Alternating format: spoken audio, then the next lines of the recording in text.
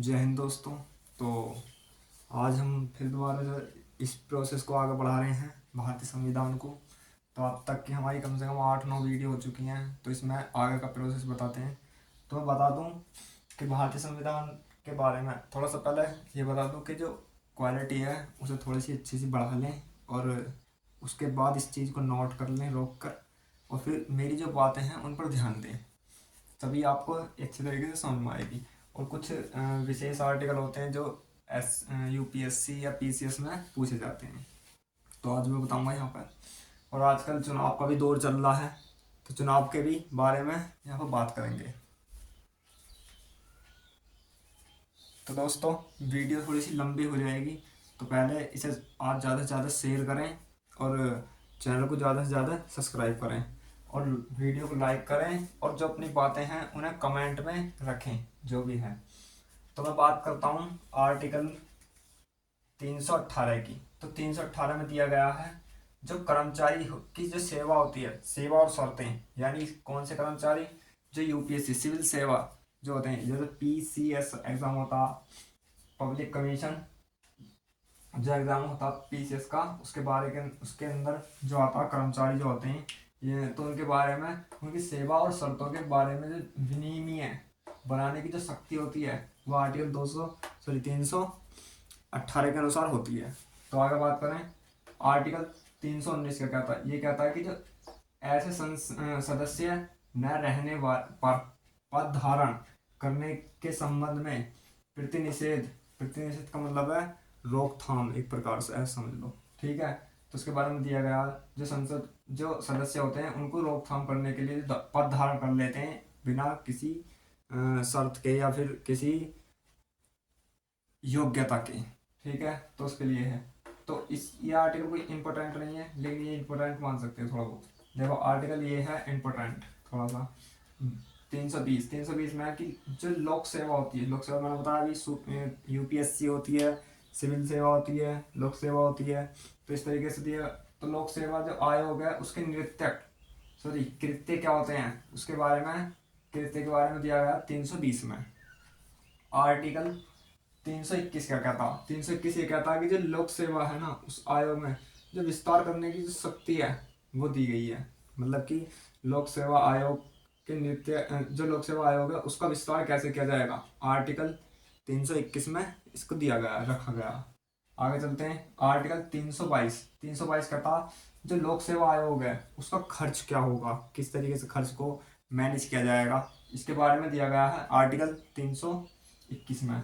Article 322 क्या कहता है, 322 ये कहता है कि जो लोक सेवा आयोग है ना उसका खर्च, 322 में खर्च हो गया।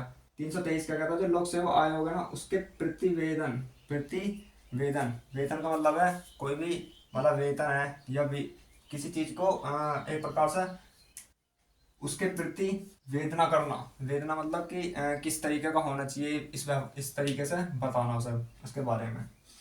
तो आगे चलते हैं,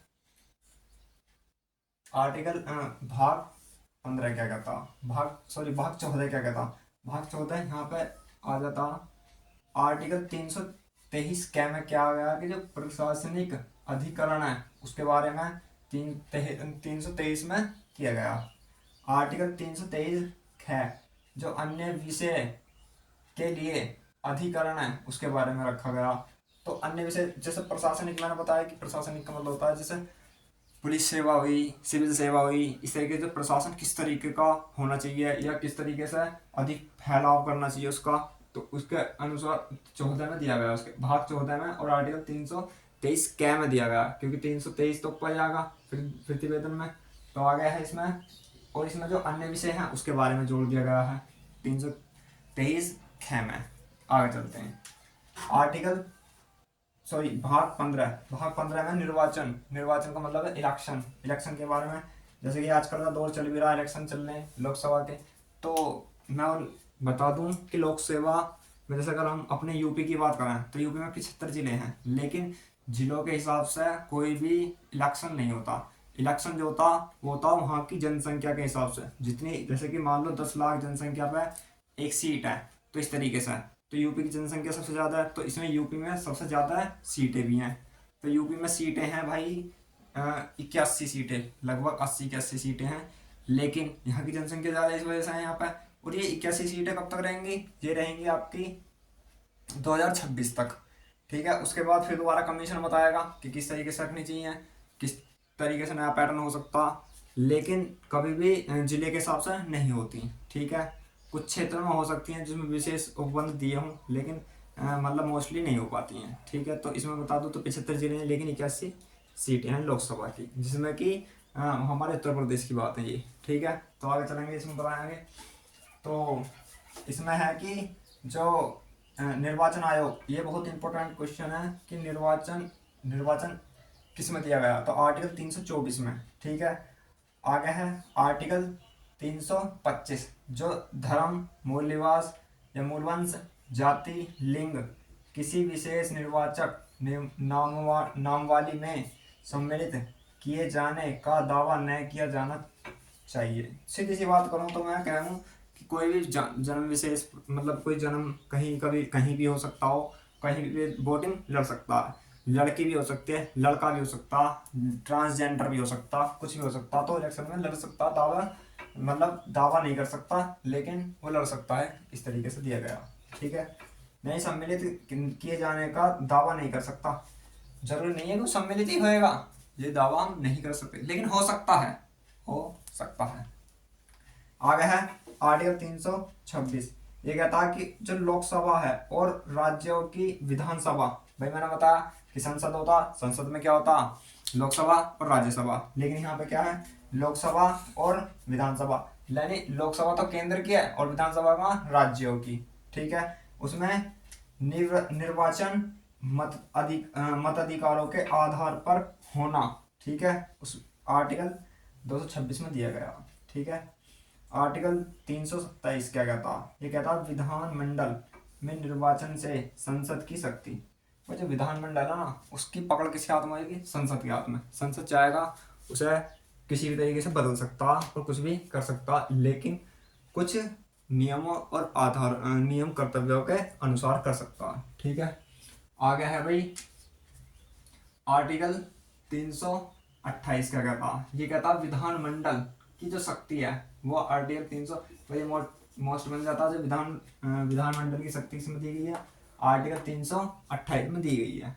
आर्टिकल 329 में क्या है, 330 में ये है कि जो निर्वाचन मामले है ना, उसमें न्यायालय कोई दखलंदाजी नहीं करेगा, कोई भी हस्तक्षेप नहीं करेगा, इस मामले में कोई भी हस्तक्षेप न्यायालय नहीं कर सकता, यानी high court, supreme court, district court कोई भी कुछ नहीं करेगा। ठीक है, भाग यहाँ पर खत्म हो जाता हमारा 15, आगे चलता भाग 16। भाग 16 में आर्टिकल 330 है कि लोकसभा में SC और ST के लिए आरक्षण। भाई देखो, लोकसभा में मैंने बताया ना, कुछ सीटें विशेष होती हैं जो केवल SC के ही लोग चुने जाते हैं और SC के ही कैंडिडेट वहाँ पर निर्वाचन होते हैं, लेकिन वहाँ पर क्या है, कोई अन्य कास्ट का मतलब कोई बंदा नहीं उठ सकता। ठीक है, लेकिन सब जगह क्या है कि SC का भी उठ सकता और अदर कास्ट का भी उठ सकता, SC का, ST का, OBC का, जनरल का, कोई का भी उठ सकता, लेकिन वहाँ पे कोई भी जीत सकता। लेकिन यहाँ पे क्या कहा गया कि कुछ विशेष क्षेत्र हैं जिनमें केवल SC के ही लोग उठेंगे और वही निर्वाचन होंगे। ठीक है, और सीधी सी बात है, जो लोग उठेंगे वही निर्वाचित होंगे। तो ये एक चीज़ क्यों की गई है, क्योंकि उन्हें उनका उत्थान करने के लिए, यानी उन्हें नीचे स्तर से ऊंचे स्तर पर लाने के लिए इस तरीके से संविधान में कुछ आरक्षण दिया गया है। आर्टिकल 331 क्या है, आर्टिकल 331 ये कहता है कि जो लोकसभा है उसमें आंग्ल भारतीय यानी एग्लो इंडियन का समुदाय में जो प्रतिनिधित्व करेगा वो आर्टिकल 331 करेगा, यानी आंग्ल भारतीय या फिर एग्लो इंडियन कह सकते हैं। एग्लो इंडियन का मतलब होता जो महिला तो भारत की हो और पुरुष विदेशी हो, यानी अंग्रेज हो, इस तरीके से, तो उससे जो बच्चे पैदा होंगे उस बच्चे को एग्लो इंडियन कहा जाएगा। ठीक है, आगे चलते हैं।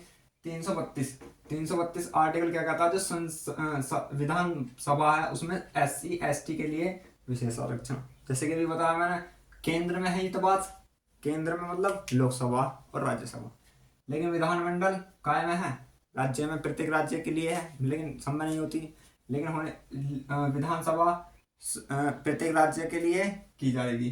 ठीक है। तो उसमें जो SC ST है उसके लिए आरक्षण दिया जाएगा। ठीक है, आगे चलते हैं। इसमें 333 क्या कहता, जो विधानसभा है, विधानसभा, उसमें एग्लो इंडियन जो समुदाय है उसका प्रतिनिधित्व करेगा। ठीक है, सीधी सी बात बताऊं तो कहने का मतलब ये है कि जो विधानसभा है ना उसमें आंग्ल भारतीय यानी एग्लो इंडियन का जो समुदाय है वो प्रतिनिधित्व करेगा आर्टिकल किसके 333 के अनुसार। ठीक है, आगे है आर्टिकल 334 क्या कहता, जो सदस्य स्थान है ना, उन जो विशेष स्थान होते हैं, मैंने बताया अभी, स्थानों के लिए आरक्षण 5 वर्ष के बाद न रहना। देखो मोस्टली क्या होता है, नॉर्मली जो इलेक्शन होता है या कोई भी इलेक्शन के बाद कोई भी समय दिया जाता है कि मान लो सरकार कितने समय तक रहेगी, तो ये क्या एक नॉर्मली दिया जाता, और नॉर्मल में क्या दिया जाता भाई कि 5 साल तक बंदा जो है 5 साल तक चुनाव में मतलब शासन करेगा, 5 साल तक के लिए शासन करेगा। तो उसे 5 साल के बाद रहना है या नहीं रहना, उसके जो शक्ति है, स्थान, आरक्षण किस में दिया गया, 334 में दिया गया। आर्टिकल 335 क्या कहता, आर्टिकल 335 ये कहता जो सेवा और पदों के लिए SC ST के दावे, भाई कुछ सेवा ऐसी होती हैं कि SC को आरक्षण दिया जाता, ST को आरक्षण दिया जाता, उसके ऊपर दावे दिए जाते हैं, उसका नेतृत्व आर्टिकल 335 करता। ठीक है, आर्टिकल 336 क्या कहता, ये कहता है कि जो कुछ सेवाओं में आंग्ल भारतीय समुदाय जो का जो नेतृत्व है वो कौन करेगा, आर्टिकल 336 करेगा। अभी आगे बात, कुछ सेवाओं में आंग्ल भारतीय यानी कुछ ऐसे विशेष सेवाएं होती हैं जिनमें आंग्ल भारतीय यानी कहने का मतलब ये है कि जो एग्लो इंडियन है वे दावा करते हैं या समुदाय का दावा करते हैं, उसका नेतृत्व करते हैं। जैसे कि मैं बात करूँ तो राष्ट्रपति होता है, राष्ट्रपति क्या करता, 12 लोग को मनोनीत करता है, मनोनीत का मतलब ऐसे चुन लिया जाता है जिसमें कि वे एग्लो इंडियन होते हैं। ठीक है, इस तरीके से। आर्टिकल 337 क्या कहता, ये कहता जो आंग्ल भारतीय है ना, आंग्ल भारतीय समुदाय के लिए लाभ के लिए शैक्षिक अनुदान यानी शिक्षा का अनुदान करना आंग्ल भारतीयों के लिए, उसका नेतृत्व आर्टिकल 337 ही करेगा। ठीक है, ये बात आर्टिकल 337 में की गई है कि उनकी जो शिक्षा है आंग्ल भारतीयों की वो आर्टिकल 337 के अंडर में आएगी। आर्टिकल 338 क्या कहता कि जो राष्ट्रीय है उस राष्ट्रीय अनुसूचित जाति आयोग का गठन किया गया है। आर्टिकल 338 क्या में अनुसूचित जनजाति का गठन किया गया, आयोग का गठन किया गया। आर्टिकल मतलब ये बताया गया कि अनुसूचित जाति मूल निवासी होती हैं, कोई विशेष रूप से इनका गठन राष्ट्रीय स्तर पर एक संस्था बना दी गई है कि जो SC लोग होते हैं उनके लिए एक संस्था है और ST लोगों के लिए एक आयोग मतलब संस्था बना दी गई है, उसका गठन किया गया है। आर्टिकल 339 क्या कहता है, ये कहता है जो SC ST क्षेत्र के प्रशासन के कल्याण के बारे में संघ का नियंत्रण।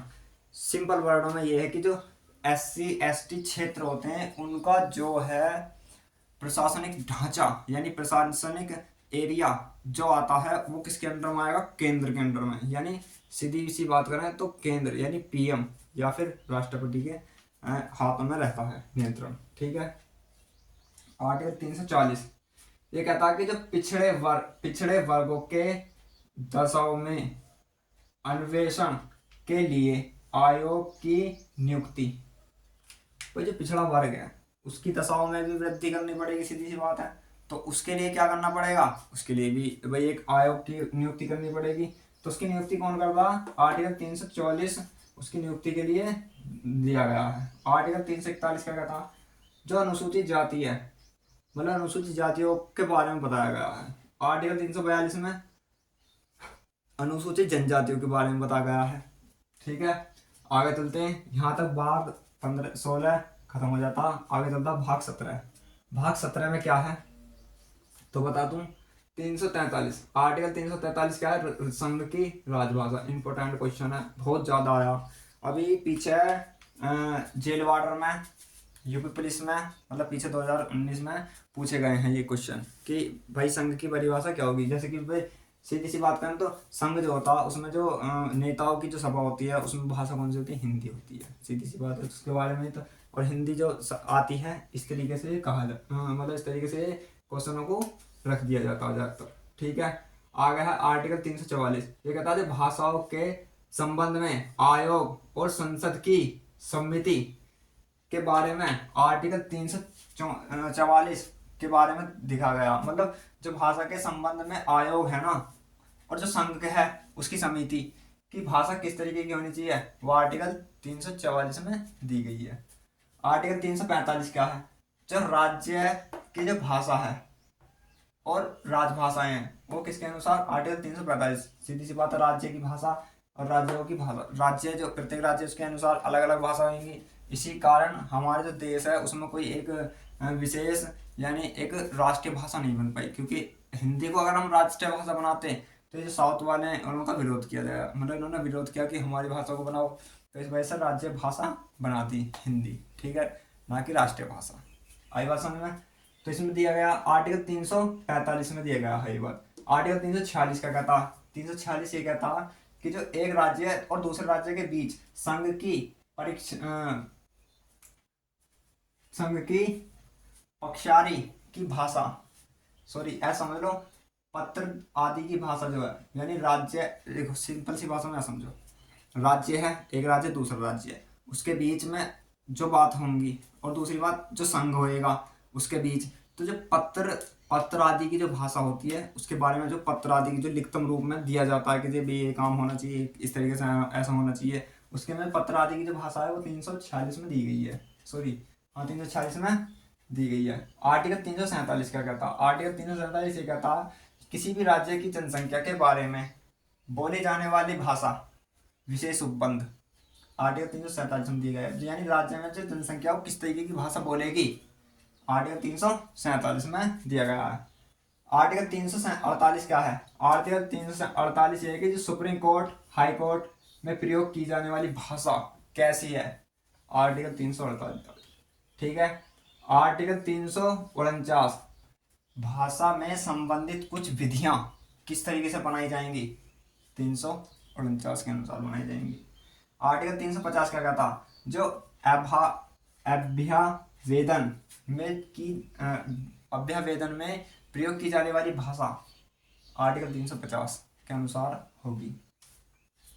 आर्टिकल 350 क्या क्या कहता, जो मातृभाषा में शिक्षा की सुविधा दी जाएगी, यानी सीधी सी बात मैं कहूँ, जो जैसे मान लो यूपी है, बिहार है, यूपी बिहार, तुम्हारा हरियाणा, राजस्थान, ऐसी ये जो राज्य हैं, इनमें जो संघ है वो कैसी देगा, एक मातृभाषा देगा, हिंदी भाषा, कि हमें हिंदी में ही पूरे कॉलेजों को, जितने भी गवर्नमेंट कॉलेज हैं उनमें शिक्षा दी जानी चाहिए केवल हिंदी में। और क्यों हिंदी में, क्योंकि हिंदी हमारी मातृभाषा है। इस तरीके से इसके बारे में आर्टिकल 350 के में दिया गया है। ठीक है, 351 क्या कहता, 351 ये कहता जो हिंदी भाषा है ना उसके विकास के लिए जो निर्देश है वो आर्टिकल 351 में दिया गया है, 51 में दिया गया है।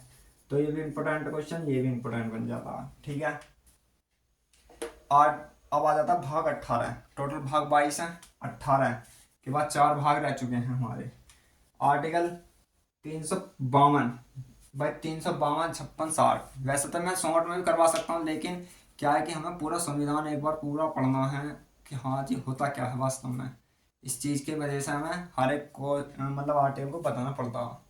तो ये जो बाकी जो मोस्ट इम्पोर्टेंट क्वेश्चन है, ये जैसे राष्ट्रपति हुआ, प्रधानमंत्री हुआ, ठीक है, इस तरीके से जो क्वेश्चन होते हैं इनके बारे में हम बताते रहेंगे आगे को किस तरीके से होते हैं। तो फिलहाल के लिए हम पूरा संविधान लेकर चल रहे हैं। ठीक है, तो 52 में क्या, आपातकालीन उपबंध की घोषणा, यानी जब राष्ट्रीय आपातकालीन की घोषणा होती है वो आर्टिकल 352 ये राष्ट्रपति के अंडर में होती है शक्ति। ठीक है, दिया गया है। 52 आर्टिकल 353 में है राष्ट्रीय आपातकाल की घोषणा का प्रभाव किस पर पड़ेगा, कैसा होगा, जो इसके बारे में दिया गया है आर्टिकल 353 में दिया गया है। आर्टिकल 354 क्या कहता है, ये कहता है कि जो राजस्वों के वितरण संबंधित उपबंधों को लागू होना, और राजस्व मतलब यानी टैक्स, राज्य का जो टैक्स होगा उसके जो उपबंध होंगे वो किस में दिए गए हैं, आर्टिकल 354 में दिए गए हैं। आर्टिकल 355 क्या कहता है, ये कहता है कि बाह्य बाह्य आक्रमण या आंतरिक शक्ति, सॉरी आंतरिक अशांति से जो राज्य की रक्षा करने का संघ का कर्तव्य है। सीधे सिंपल वर्डों में ये समझ लो, अगर कोई बाहर विदेशी आक्रमण हो जा या अंदर ही कोई सशस्त्र विद्रोह हो जा, उसके बारे में जो शक्ति जो शासन होएगा किसके हाथ में चला जाएगा? केंद्र का मतलब राष्ट्रपति के हाथों में चला जाएगा, ना कि किसी भी मुख्यमंत्री के हाथों में रहेगा। ठीक है।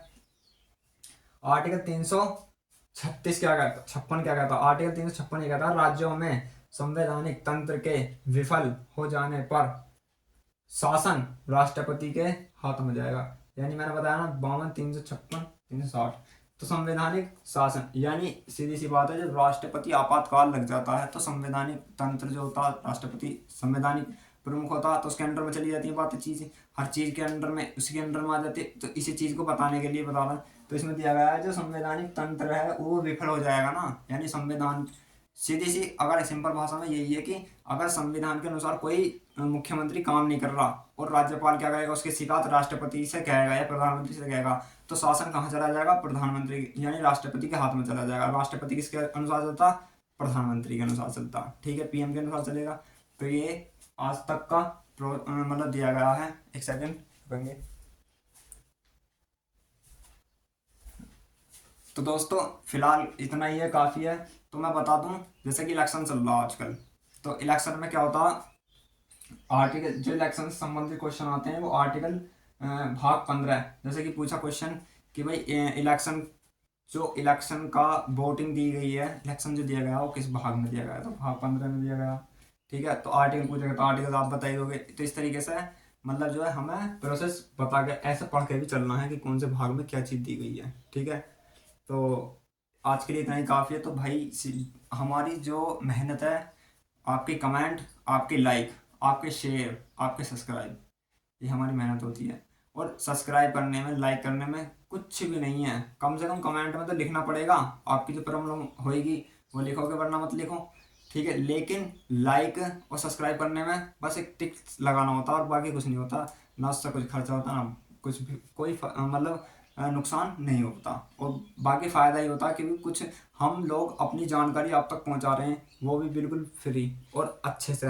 वरना लोग तो रील देखने में लगे रहते हैं, मतलब जो है। तो इस तरीके से आप ज़्यादा से ज़्यादा वहाँ टाइम ना खर्च करके ऐसे ही हमारी कुछ वीडियो देख लें, और जब जब हमारे जो सब्सक्राइब बढ़ते रहेंगे या हमें प्रॉफिट मतलब हमें अच्छा लगेगा कि यार हमारा प्रचार ज़्यादा हो रहा, तो हम भी और ज़्यादा मेहनत करेंगे और ज़्यादा से ज़्यादा जानकारी आप लोगों तक पहुँचाएँगे।